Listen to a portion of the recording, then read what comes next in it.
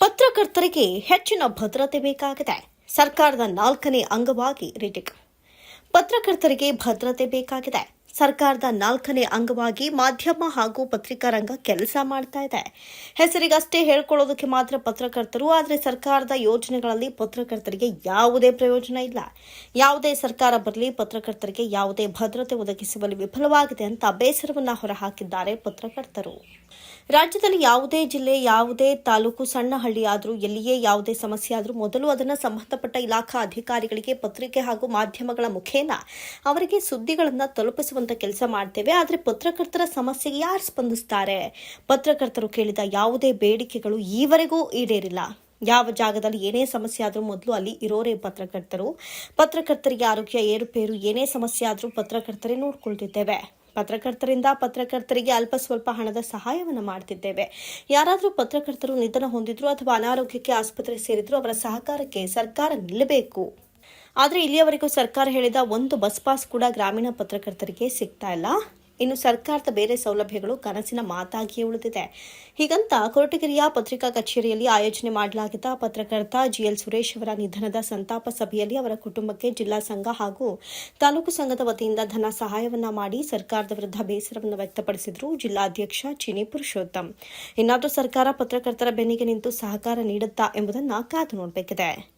ಇದೇ ಸಂದರ್ಭದಲ್ಲಿ ಜಿಲ್ಲಾಧ್ಯಕ್ಷ ಚಿನಿ ಪುರುಷೋತ್ತಮ್, ಕಾರ್ಯದರ್ಶಿ ರಘುರಾಮ್, ರಾಜ್ಯ ಪತ್ರಕರ್ತ ಸಂಘದ ನಿರ್ದೇಶಕರಾದ ಸಿದ್ದಲಿಂಗಸ್ವಾಮಿ ಹಾಗೂ ತಾಲೂಕು ಪತ್ರಿಕೆ ಸಂಘದ ಅಧ್ಯಕ್ಷರು, ಉಪಾಧ್ಯಕ್ಷರು, ಸದಸ್ಯರು ಸೇರಿದಂತೆ ಇತರರು ಹಾಜರಿದ್ದರು.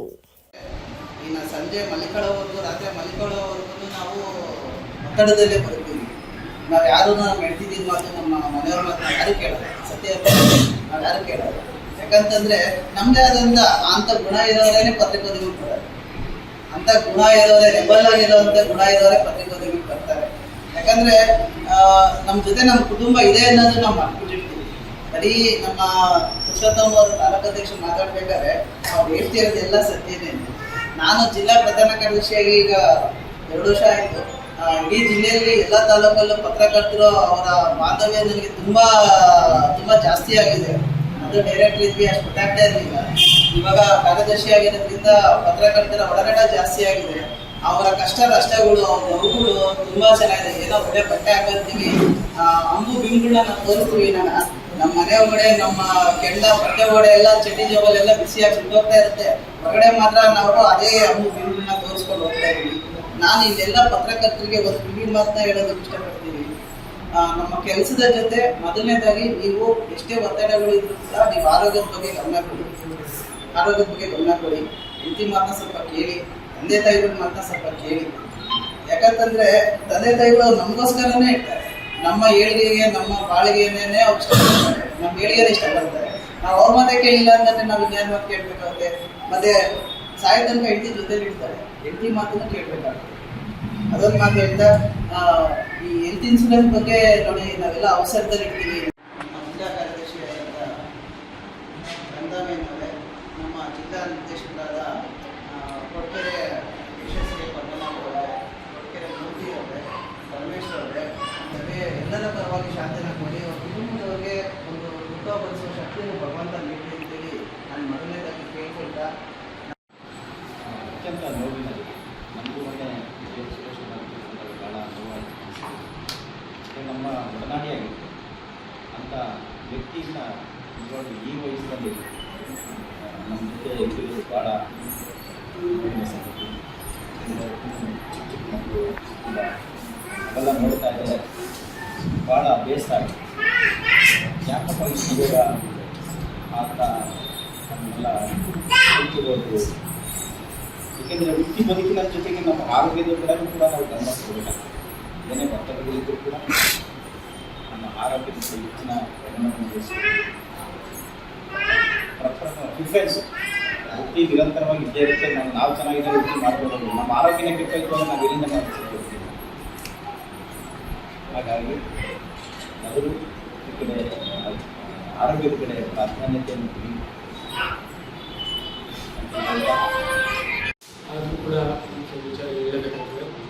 ನಾವು ಎಷ್ಟೇ ಏನು ಅನುಕೂಲಕ್ಕೂ ಸಹಾಯ ಹಸ್ತಾಯಿಸಿ ಬೇಕೇ ಬೇಕಾಗ್ತದೆ. ಹಾಗಾಗಿ ಕಷ್ಟ ಸಮಯದಲ್ಲಿ ಉಳಿಕೊಂಬಕ್ಕಿಂತ ಕಷ್ಟ ಒಂದು ಸಹಾಯ ಹಸ್ತ ಬೇಕೇ ಬೇಕು. ಈ ನಿಟ್ಟಿನಲ್ಲಿ ಕೆಲವೊಂದು ಮಾತ್ರ ನನಗೂ ನೆನಪಾಗ್ತದೆ. ಯಾಕೆಂತಂದರೆ ನಾವು ಎಷ್ಟೇ ನಮ್ಮಲ್ಲಿ ಸಮಸ್ಯೆ ನಮ್ಮ ಹತ್ರ ವಸ್ತು ಎಲ್ಲ ಥರದ್ದು ಇದ್ರೂ ಕೂಡ ಕೆಲವು ಸಂದರ್ಭದಲ್ಲಿ ನಮಗೆ ಕೈಗೆ ಎಟ್ಕೋದಿಲ್ಲ. ಅದೇ ಪರಿಸ್ಥಿತಿ ನನಗೂ ಆಗಿದ್ದು. ಆ ದಿನ ಒಂದು ಸಣ್ಣ ಆಕ್ಸಿಡೆಂಟ್ ಆಯಿತು. ನಾವು ನಮ್ಮ ಮನೆಯವ್ರ ಬೈಕಲ್ಲಿ ಹೋದಾಗ ಅಂತ ನಮಗೆ ಬೆಂಗಳೂರಿಗೆ ಅರ್ಜೆಂಟ್ ಕರ್ಕೊಂಡು ಹೋಗಬೇಕಿತ್ತು ಹಾಸ್ಪಿಟ್ಲಿಗೆ ಆಗಿತ್ತು. ಆಗ ನಮ್ಮ ಹತ್ರ ಏನೂ ಇಲ್ಲ. ಆಗ ನಮ್ಮಲ್ಲಿ ಕೇಳಿದ್ರೆ ಪತ್ರಕರ್ತ ಇದೆ, ಇಲ್ಲ ತಾಲೂಕು ಇದೆ, ಅದೇನಿದೆಯಾ, ನಿಮ್ಗೆ ಏನಿದೆ ದುಡ್ಡಿಲ್ವ ಅವೇ ಅಂತ ಅಂತಾರೆ. ಪ್ರಸ್ತುತ ಅಧ್ಯಕ್ಷರು ಕೇಳಿ ಎಲ್ಲ ಇದೆ ಅಂತ. ಇಲ್ಲ, ಆ ಥರ ವ್ಯವಸ್ಥೆ ನನಗೆ ನೆನಪಾಗ್ತಾ ಇದೆ. ನಮ್ಮಂಥವ್ರಿಗೆ ಆ ಥರ ಎಲ್ಲ ವ್ಯವಸ್ಥೆ ಇದ್ದರೂ ಕೂಡ ಏನೂ ತೊಂದರೆ ಇಲ್ಲ. ಸಮಾಜದಲ್ಲಿ ಎಲ್ಲ ಜನ ಇನ್ನೊಬ್ರು ಕೂಡ ನಮ್ಮ ಪರಿಸ್ಥಿತಿ ಇದ್ದರೂ ಆ ಸಂದರ್ಭ ಆ ಥರ ಆಗ್ಬಿಡುತ್ತೆ. ನಿಮ್ಮ ಒಂದು ಏನು ಅವಕಾಶಗಳು ತೊಂದರೆಗಳು ಏನು ಅಂತ ಗೊತ್ತಿಲ್ಲ ನಮಗೆ. ಆ ಒಂದು ಇನ್ನೂ ಗೊತ್ತಾಗಲಿ ಅಂತ ಏನು ಗೊತ್ತಿಲ್ಲ ಸಂಬಂಧ ಮಾತ್ರ ಆಗೋಯ್ತು. ಇನ್ನೂ ಒಂದೇನು ಹಾಗಾಗಿ ದಿನನಿತ್ಯ ದಿನನಿತ್ಯದ ಜಂಜಾಟದ ಬದುಕಿನಲ್ಲಿ ಬದುಕಿರೋ ಪತ್ರಕರ್ತರಿಗೆ ಒಂದು ಸಹಜ ಅಂತ ನಾನು ತಿಳ್ಕೊಂಡು ಅವರಿಗೆ ದೇವರು ಇಂತಹ ಕಾರ್ಯಕ್ರಮಗಳನ್ನ ನಮ್ಮನ್ನು ಕೊಡದರೆ ಕಾರ್ಯಕ್ರಮಗಳು ಮಾಡೋಣ. ಆದರೆ ಈ ಥರ ಸಂತಾಪ ಸೂಚನ ಕಾರ್ಯಕ್ರಮಗಳು ನಮ್ಮ ಪತ್ರಕರ್ತರ ಸಂಘಕ್ಕೆ ಕೊಡದಲೇ ಇರಬೇಕು. ನಮ್ಮ ಪತ್ರಕರ್ತರು ಹೆಚ್ಚು ಆರೋಗ್ಯವಾಗಿದ್ದು ತಮ್ಮ ಇಳಿ ವಯಸ್ಸಿನಲ್ಲಿ ಎಲ್ಲರೂ ಹೋಗ್ಬೇಕು ಅನ್ನೋದು ನಮ್ಮ ಒಂದು ಅಭಿಲಾಷೆ. ಆದರೆ ಏನು ಮಾಡ್ತೀವಿ, ದುರ್ದೈವ ಕೆಲವು ಭಾಗ್ಯ ಎಲ್ಲವನ್ನು ಮೀರಿ ಆಗೋದಿಲ್ಲ. ಇವತ್ತು ನಮ್ಮ ಹಿರಿಯ ಪತ್ರಕರ್ತರು JF ಸುರೇಶ್ ಅವರು ಅನುವಾದಕರಾದ ಸುಮಾರು ವರ್ಷಗಳಿಂದ ಅವರು ಕನ್ನಡಪ್ರಭ ಪತ್ರಿಕೆಯ ವಿತರಕರಾಗಿ ಬಂದರು. ನಂತರ ವರದಿಗಾರರು. ಇವತ್ತು ಪತ್ರಿಕೆ ಅನ್ನೋದು ಮೊನ್ನೆ ಅಧ್ಯಕ್ಷರು ಗೊತ್ತು, ಇದು ಗೊತ್ತು. ಕೆಲವರಿಗೆ ಅದು ಒಂದು ಕಾಡುಗೋಸ್ಕರ ಶೋಕಿಯಾಗಿ ಅನುಭವಿಸ್ತಾರೆ. ಕೆಲವರು ನಿಜವಾಗಿ ಪತ್ರಿಕೆಯಲ್ಲಿ ದುಡ್ದು ಹೋಗುವಂಥವ್ರು ಇದ್ದಾರೆ. ಅದರಲ್ಲಿ JF ಸುರೇಶ್ ಅವರು ಸಹ ಒಬ್ಬರು. ಕಡೆಯ ದಿವಸ ಅವ್ರಿಗೆ ಇಳಿ ವಯಸ್ಸು 63ನೇ ವಯಸ್ಸು.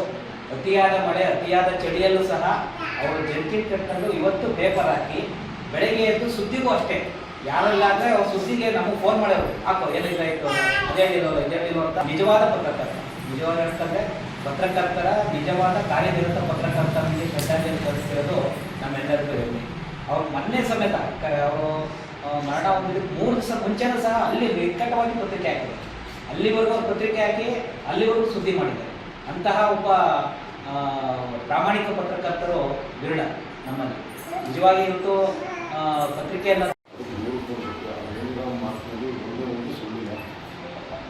ಸಾವಯವ ಮೂರ್ತಿಯನ್ನು ವ್ಯವಹಾರ ಆಗ್ತಾರೆ ಅಂದರೆ ಅದು ಪತ್ರಿಕೆ ಏಜೆನ್ಸಿ ಮತ್ತು ರಿಪೋರ್ಟ್ ಮಾಡೋದು ಮಾತ್ರ ಬರ್ತದೆ. ಈಗ ಮನೇಲಿ ಹಣ ಬಿದ್ದಿದ್ರು ಗೊತ್ತಾಗುತ್ತೆ. ಹುಡುಗರು ಸಮಸ್ಯೆ ಈಗ ತುಂಬ ಕಷ್ಟ ಇದೆ. ಈಗ ಮುಂದೆ ಯಾರೋ ಈ ಪತ್ರಿಕೆ ಫೀಲ್ಡ್ ಬರ್ತಾರೆ ಅನ್ನೋದು ನಮ್ಗೆ ಯಾರು ಮುಂದಿನ ಅಕ್ಕಿ ಯಾರು ಕೊಡೋದು ಇಷ್ಟಪಡಲ್ಲ. ಭದ್ರತೆ ಇಲ್ಲ. ಜೀವನ ಮಾಡೋದು ಕೊಡೋ ಲೈನೇಜು ಪೇಪರ್ 3 ದಿನ ನಾವು 2 ಡೇಸ್ ಕೊಡ್ತಾರೆ. ಮತ್ತು 12,000 10,000 ಲೈನೇಜ್ ತಗೋತೀವಿ. ಇವತ್ತು 2,500 3,000 ಬರೋಲ್ಲ. ಅದನ್ನು ಅಡ್ವರ್ಟೈಸ್ಮೆಂಟ್ ಸಾಕು ಬರೋಕ್ಕಾಗತ್ತೆ. ₹200 ಆಗ್ತಾವೆ ಕೇಳಿ ಅವನು ತಿಂಗಳಿಗೆ. ಹೀಗೆ ತುಂಬ ಕಷ್ಟ ಇದೆ. ಅದಕ್ಕೆ ಪತ್ರಕರ್ತರು ಏನು ಮಾಡೋದಂದರೆ ಇದರಲ್ಲೇ ಇದರಿಂದಲೇ ಜೀವನ ನಾವು ರೂಪಿಸ್ಕೊಳ್ಳೋಕ್ಕಾಗಲ್ಲ. ಇದ್ರ ಜೊತೆಗೆ ಸೈಡ್ ಬಿಸ್ನೆಸ್ ಎಲ್ಲ ಮಾಡಿಕೊಂಡು ನಮ್ಮ ಆರ್ಥಿಕ ಭದ್ರತೆ ನಮ್ಮ ಆರೋಗ್ಯ ತೋರಿಸ್ಕೊಳ್ಳೋಕ್ಕಾದ್ರೂ ನಾವು ಆರ್ಥಿಕವಾಗಿ ಸದೃಢ ಆಗುವಂಥ ಕೆಲಸ ಮಾಡ್ಬೋದು. ಜಿಲ್ಲಾ ಸಂಘ ಸಂಕಷ್ಟದಲ್ಲಿ ಅದು ಚೀನಿ ಬಂದ ಮೇಲೆ ಅದನ್ನ ಸಪ್ರೇಟ್ ನಿಧಿ ಮಾಡಿ ನಾವೇನು ರಾಜ್ಯ ಸಂಘಕ್ಕೆ ಕೊಡ್ತೀವಲ್ಲ ಅದರ ಮಿಕ್ಕಿ ದುಡ್ಡನ್ನ ನಾವಿಷ್ಟು ನಮ್ಮ ಸಂಘದ ನಿಧಿಗೆ ಹಾಕೋತೀವಿ ಅಂತ ಹೇಳಿ ಆ ನಿಧಿ ಸ್ಥಾಪನೆ ಮಾಡಿ ಪ್ರತಿ ಇಲ್ಲಿವರೆಗೂ ಆದರೆ ಸುಮಾರು ಜನಕ್ಕೆ 10,000 ಕೊಟ್ಟಿದ್ದಾರೆ. ರಾಜ್ಯ ಸಂಘದವರು 10,000 ಕೊಡ್ತೀನಿ ಅಂತ ಹೇಳಿದ್ರೆ ಇಲ್ಲಿವರೆಗೆ ಕೊಟ್ಟಿಲ್ಲ. ಇನ್ನು ಈ ಥರ ಪರಿಸ್ಥಿತಿ ಇದೆ. ಅವರು ಕುಟುಂಬ ನೋಡಿದ್ರೆ ನೀವು ಹೇಳಿದ್ರೆ ಅವ್ರಿಗೆ ಸಹಾಯ ಮಾಡ್ಬೋದು ಅಂತ ನನ್ನ ಅನಿಸಿದೆ. ನಾವು ಜಿಲ್ಲಾ ಸಂಘ ಮತ್ತು ರಾಜ್ಯ ಸಂಘ ಮಾತಾಡಿ ಮಾಡಿಸೋಣ.